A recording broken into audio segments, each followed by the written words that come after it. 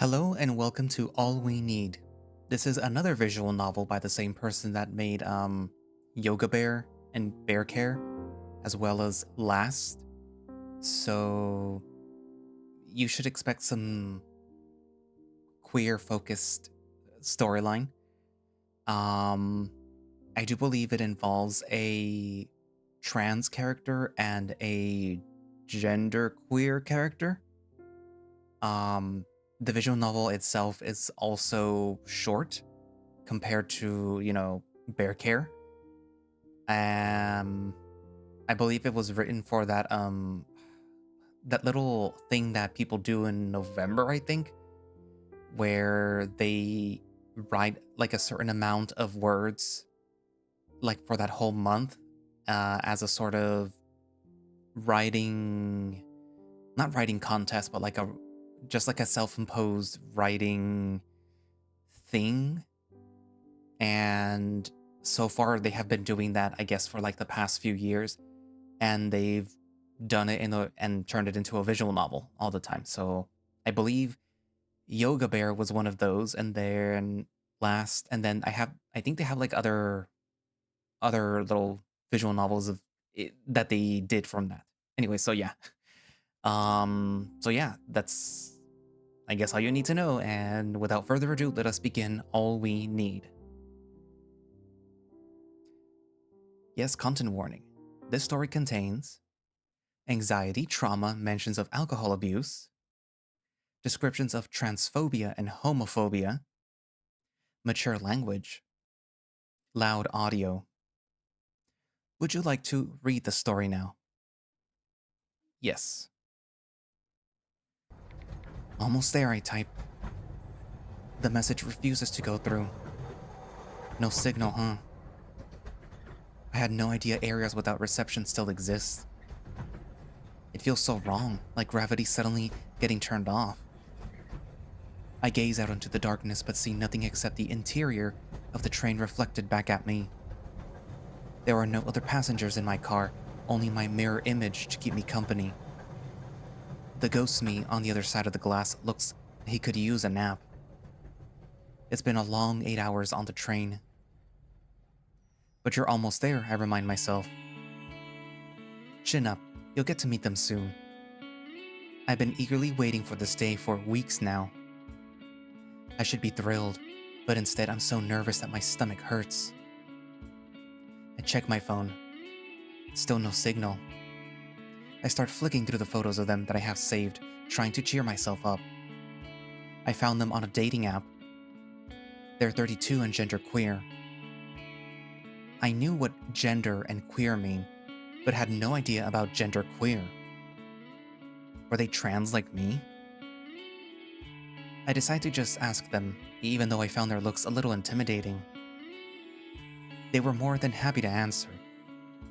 They told me that gender is like the ocean. Sometimes fierce, sometimes still, and always full of trash and plastic. I asked them if they were serious or joking.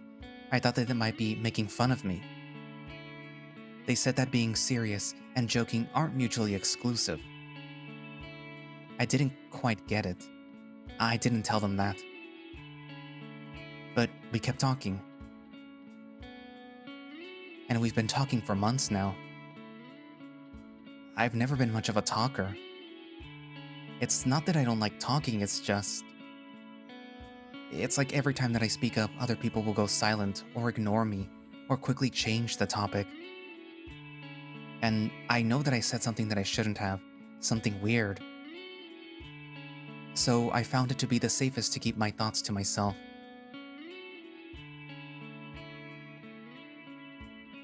But this person whose gender is like an ocean has been so easy to talk to.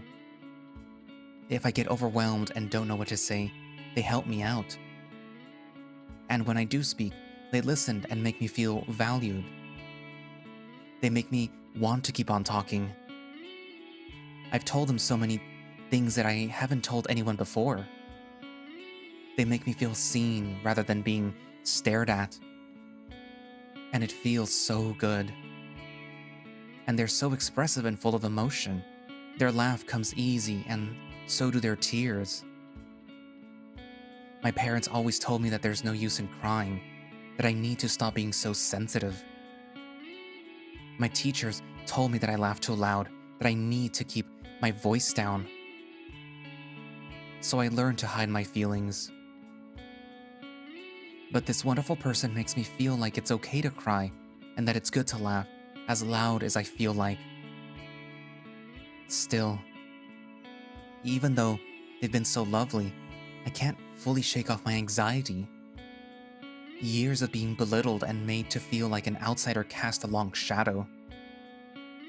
I mean, I don't always get their humor, and I think that they've picked up on it. They no longer make many jokes. What if they think I'm boring? And that's not all. This one time, they were really upset about some obscure political stuff happening. Talking points that I'd never even heard of before. I don't know what to say, but I wanted to help them feel better. So I just told them that things always work out in the end. They typed for a long time. And then they told me that I'm probably right. And sent me a smiling emoji. Were they being genuine or patronizing? What if they think I'm stupid? I mean, I don't think that I am. I just didn't think being queer was something that you're supposed to study. I mean, I'm a bisexual trans man. Isn't that queer enough? They seem to think that there's more to it. For them, queerness is inherently political, a movement with a shared past, a present, and a future. Queerness is a flame, they once said. Tend to it well and it will light your path and keep you warm. Flames have the power to create societies and to bring them down. Their queerness is writing revolutionary poetry and getting bloodied in every online skirmish. I don't even put my pronouns in my bio. I feel so out of my league. I want to show them that I care about this stuff too. But I'm not good with words. I can't write poetry. So instead, I started adding pride badges to my clothes. I even got my ears studded. They said that it looks sweet. But is this really enough?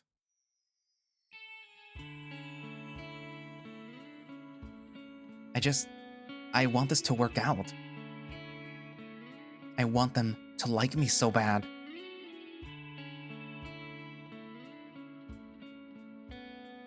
You're acting like a goddamn teenager, I tell my reflection.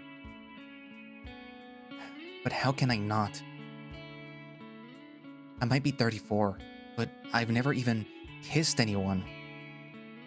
Making friends has always been such a struggle for me, and dating's even worse.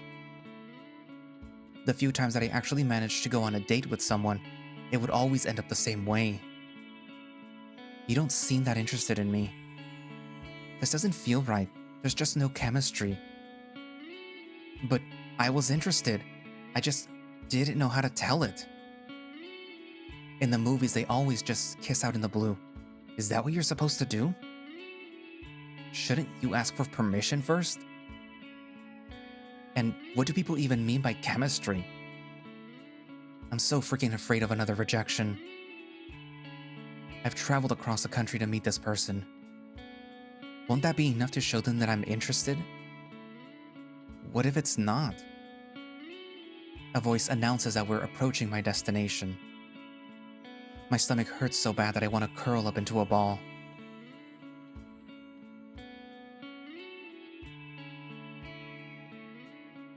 I study my mirror image. You used to be so afraid of seeing your own reflection. But not anymore. You found the courage to change that. And you still have the courage in you. Who told your parents that you have a new name? Who cut ties with them when they refused to accept you? Who booked your first appointment? It was you. It was all you. And look at you now. You look amazing. Don't forget that the other person was the one who asked you to come over, They like you. You don't need poetry or chemistry. Just let them know that you like them back. I look at my phone. Internet's back. Almost there.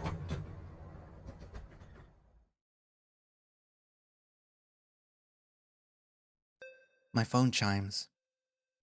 Almost there, says the message. Can't wait, I type back. I'm trying to sound chipper, but I'm feeling anything but. I'm standing alone on the platform. It's almost midnight, but the harsh lights of the station illuminate me sharply. I feel like I'm on a stage. There's a bar attached to the station, and a group of patrons are smoking in front of it. Burly guys who dress up like they're in a bike gang. But that's nothing unusual in this town. It's me in my double-breasted overcoat and cashmere turtleneck who looks out of place.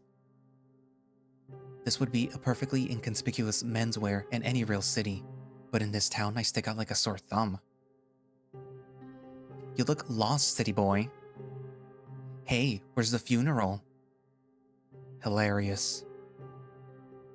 But I know their aim isn't to win a comedy award, but to notify me that I have transgressed the norms of the community. Assimilate or get out. I haven't dared to find out how they'd react to my heels and makeup. I hope my guy's not wearing anything too flashy. A mental image of his Progress Pride flag adorned sleeve flashes through my head. Fuck. One of the smokers keeps glancing in my direction. I shiver, careful not to make eye contact with them. Okay, calm the fuck down. I'll just grab my guy as soon as the train arrives and then we'll beeline it to my car and we'll be fine. It's fine. We'll be fine. Fuck. My hands are shaking and I find myself humming to the tune of an old song. A hippie song my father used to play all the time. All you need is love. The chorus repeats the title over and over again. Even as a child, I hated how simplistic and repetitive the lyrics are. You'll get it when you're older, Dad would tell me. As if. As I got older, my dislike for the song gained a political dimension. Why, yes, I can see how a group of cishet men at the height of their career might come to the conclusion that all you need is love. But what about the people whose love sent them to an early grave, or the prison, or an insane asylum? But no matter how much I loathe it, the song refuses to leave me, popping back into my head at times of distress. I hum the chorus over and over again. All you need is love. I wish I was drunk. But I cannot drink now. I'm driving. I wish I lived somewhere else, anywhere else. Not in this tiny town full of petty and small-minded people. I thought that I would never return when I left to study. But finding steady employment with my degree turned out to be a challenge. I had studied the things that I am passionate about, and do not regret it one bit. But alas, an NB's gotta eat. So, when my uncle offered me a tidy desk job at his company, it was hard to say no. The town had pulled me back in. I told myself that I would save up for a few years and then leave. That was 8 years ago. Yes, I do have a decent amount of money saved up. But living in the city is so fucking expensive.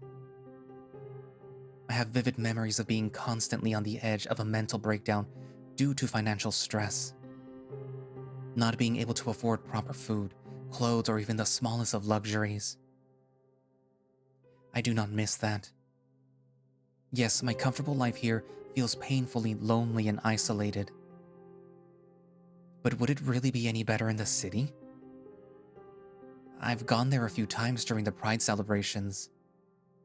Everyone was hanging out with their own little cliques. Nobody would talk to me. I felt like an uninvited guest. And it's not any easier finding company on the queer apps either. Yes, plenty of guys would gladly have me as their exotic plaything for a night or two. But nobody sees me as a potential partner, or a friend, or hell, even a person. And nobody before him. My guy. My sweet guy. He's nothing like how I imagine my future boyfriend to be like. But I think that might be for the best.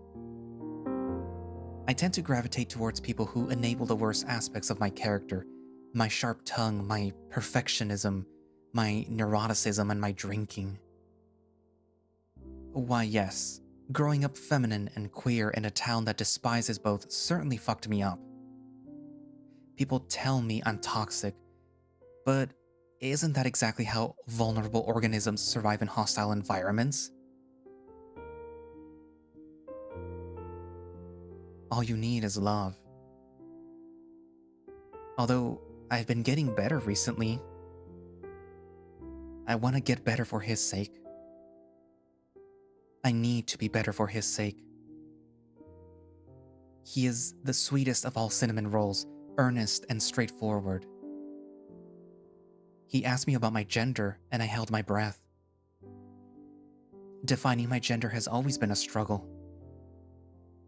I know for certain that I do not wish to be a man, but I don't think that I'd enjoy being a woman either. But I don't want to be a mere negation either, a non-man, a non-woman. So I do what people have done for millennia when trying to describe something that there is no words for. I turn to poetry and metaphor. But identifying as a poem doesn't sit well with people. They think that I'm a joke. They think that I'm cringe. So I started presenting my gender as a joke myself. If I'm the one making the joke, the laughter hurts less. But it still fucking hurts. But he never laughed at my gender. Nor at any of my sardonic and self-deprecating jokes. So I've stopped making them. I'm now working to offer authenticity and empathy instead. And he always returns my empathy tenfold. We're bonding and becoming stronger in the process, like two trees twining together, supporting each other.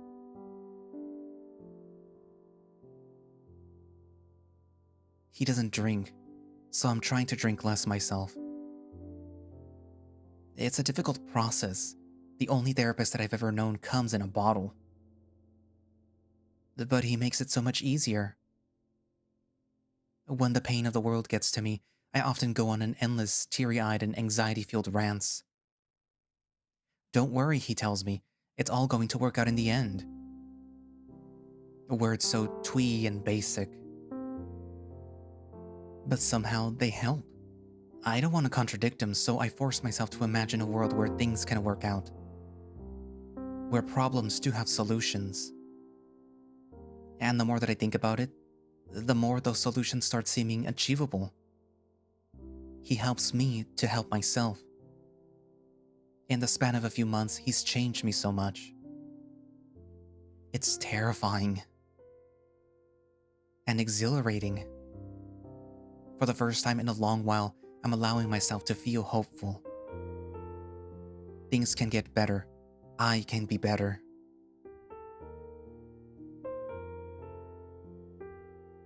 One night, I was having a panic attack. He volunteered to stay on video call with me until I calmed down. He read me a story about a pilot and a prince. Listening to his steady voice, I fell asleep. When I woke up in the morning, my battery was almost dead, but the call was still on. I saw his sleeping face on the other side of the screen, and a wave of deep affection swept over me. He had stayed with me the entire night. I've never felt so cared for in my whole adult life.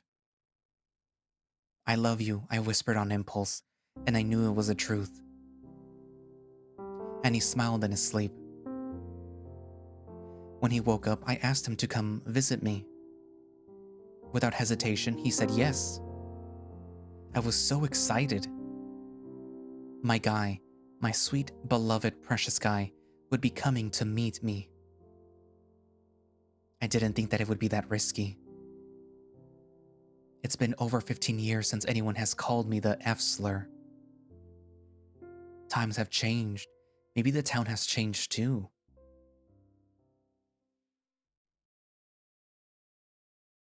And then I saw the billboards. Men can't turn into women and women can't turn into men. Read the campaign ad for a local politician.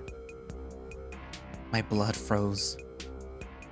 This is the tiny town where the industry is dying and the population is rapidly aging, and there's barely enough money to keep the municipal services running. And this is their most pressing concern, the existence of trans people. This fucking town, a bunch of medieval peasants blaming witches for their crops failing. Of course the town hasn't changed for the better. It's a distillery for hatred. One by one, the decent people leave, and the percentage of shitty people increases, making it harder for the remaining good people to stay. And my guy will be coming here soon. My sweet innocent guy who has no idea what it's like here in the boonies. All you need is love. I stuff my fists deep into my pockets to stop them from shaking. All you need is love. Headlights in the distance. Fuck. The train. All you need is love. I can hardly stand up. Fuck. I dare not to look at the bar to see if the men are still out there. Fuck. Just stick to the plan. Fuck. It'll be fine. All you need is love. The train slows down and stops. Doors open. I scan the faces of the people stepping out. Where is he? We have to stick to the plan. All you need is love. We need to get to the car. All you need is love. Where the fuck is he? Why can't I see him? Fuck, fuck, fuck. All you need is love. Hey! A familiar voice behind me. Startled, I swing around. And freeze. My guy. He pounces at me and wraps his arms tightly around me. I tense up. A small voice at the back of my mind is screaming something about a plan. I ignore it. All you need is love. My guy is here. I clap my arms around him and squeeze. I can hear his breath and feel the warmth of his body. He's here. He's real. My sweet guy came here for me. My vision blurs. This is a first. I've cried a lot in my life, but never out of happiness. I can smell his shampoo and his sweat. I squeeze him hard and he squeezes me back with the same intensity. My heart is beating so fast. My guy is here. He whispers my name into my ear, my secret name, my chosen name, my real name. The hairs on my neck stand up. Kiss me, he whispers. My heart jumps, my face feels hot. I must have misheard it. I pull back stiffly to look into his eyes. They shine with bold determination. He presses his cold nose against mine and says it again, unfaltering. Kiss me. I swallow hard. We're out in the open. I wet my lips. Anyone could see us. My heart is pounding and so is his.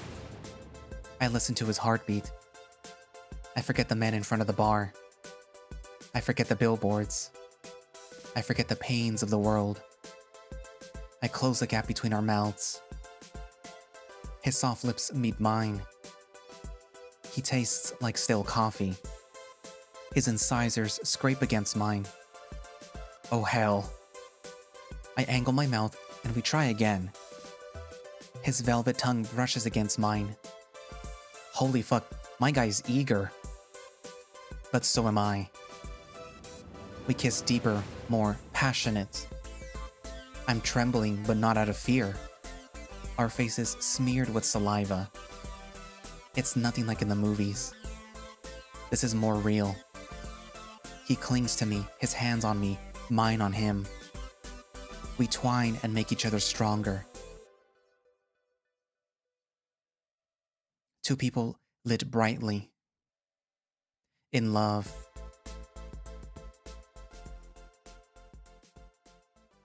And that is all we need.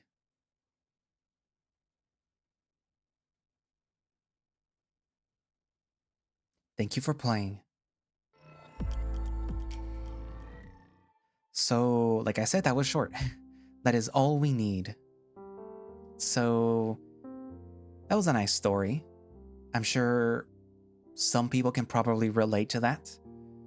I, for one, come from a farming area, kind of small, rural, barely suburban. And you could definitely see a lot of right-leaning, conservative, orange-loving people living here. And you could see a lot of what they were talking about, like the whole close-mindedness and then focusing on the wrong things, blaming the issues of the world or of their little community, their little microcosm, on random people. Like, so I can at least understand that. Being a person of color, but still considered cishet. Well, not cishet. Well, cis, but not well, homosexual, I guess. I do not have any way or any, like, I cannot say that I understand their struggle, but I can understand part of it because I do see it. It's one of those things, like, even though you are not part of it, even though it doesn't affect you, you can at least still speak out or still say something, or at least still recognize what is going on. I do get also that whole thing where, like, it's not that being in the LGBTQIA plus community is not political. It shouldn't be, I guess. But I can see why it has become that, especially when certain politicians single your community out because apparently they have nothing, they don't have any, like, legs to stand on, so they make fake, like, issues. Like, for example, the whole, like, furry in the classroom type of thing, where they're saying, like, oh, people are, like, these kids want like the little kitty litter in the classroom, so because they think that they're cats or whatever. It's like, that's not even real. Where did you come up with that? And then, like, just using a whole bunch of weird things at the top of their head, saying, like, oh, the gay people are the problem, oh, the trans people are the problem, the trans people are gonna go into bathrooms, they're gonna, like, do things to kids. So, like, no, they aren't. These aging politicians just need to get out. And I'm talking about on both sides. I'm not saying, like, oh, the Republicans. No, like, both Republicans and Democrats, they've lately showed that they're both just bad. At least you could say that they're both bad, the established Democrats and Republicans. It's very complicated issues. And yeah. Anywho, so what are your thoughts? You know, write it down in the comments. And channel members, thank you all. Thank you. Your support makes these videos possible. I mean, they would always be possible, but it helps. It really does help. It has helped to it has facilitated the increased production, I guess, of some of the videos, made things a little bit better, I guess. I now have the tools to further enable myself to do things the way that I would want them to do, want that I wanted to do them at the beginning. Um, Better equipment, etc., etc. I mean, I guess money does help. Uh, all you need is love, but a little money does help too. But yeah. Anywho, so yeah, you guys were down there if you're still down there, if you're not already. But yeah, so anywho, so thank you all for watching / listening. If you would like to play All We Need, or any of the other visual novels created by this person, then you can do so by going down into the link in the description. I'm not sure if what I'm adding because I forget. I don't know if they had a Twitter or whatever. I don't remember if I was able to actually add the itch.io page. Because again, YouTube is very iffy with itch.io links. But I might add the one where it's the collection of all the visual novels instead of this specific one. So you can see all the other ones that they did. Obviously that they're all sort of queer-centric, if you will. But yeah, so I don't know if they have anything in the way of support, but if they do, I will link that down along with all my other links. So all pertinent links will be in the description. So yeah, so I guess that's it for now, and I will see you guys in the next video. Bye-bye.